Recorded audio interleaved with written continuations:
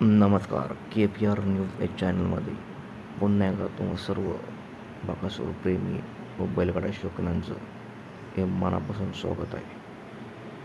मित्रांनो, थंबनेल पाहून तुम्हाला सर्वांच्याही लक्षात आलं नसेल. बघूया नेमकं या व्हिडिओमध्ये आपल्याला काय जाणून घ्यायचं आहे. मित्रांनो, आज वाई तालुक्यामध्ये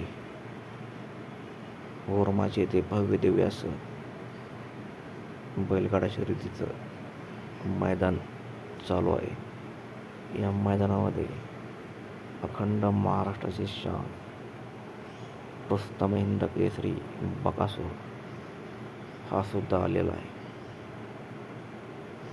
परंतु बकासूरला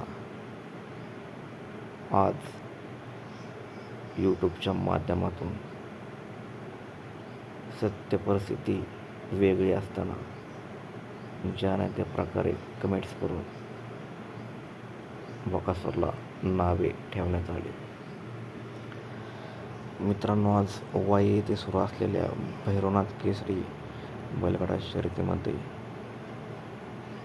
बकासूरला आधी गटाला निकाल देण्यात आला नाही. बकासूर हरला, बकासूर पराभूत झाला असे व्हिडिओ यूट्यूबवरती प्रसारित झाले. बकासूरचे मालक मोलशेठ धुमाळ यांनी बकासूरला गोठ्यावरती घेऊन जावे. बकासूर नेहमी हरायला लागलेला आहे. पैशासाठी मोलशेठ धुमाळ काही पण करत आहेत. मोलशेठ धुमाळ हा वैदिक किंग आहे.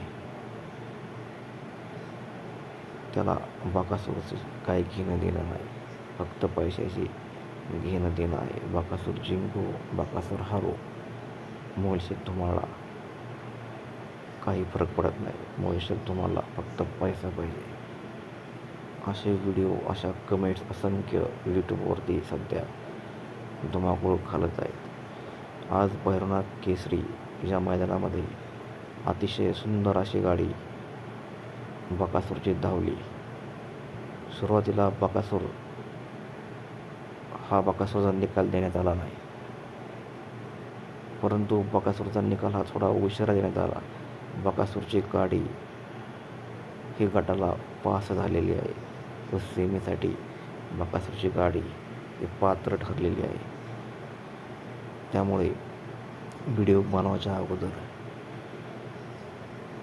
थोडा संयम ठेवला तर चुकीची माहिती ही यूट्यूबवरती प्रसारित होत नाही.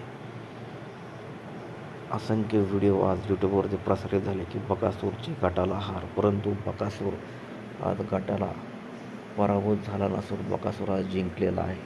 बकासूर सेमीसाठी पात्र ठरलेला आहे.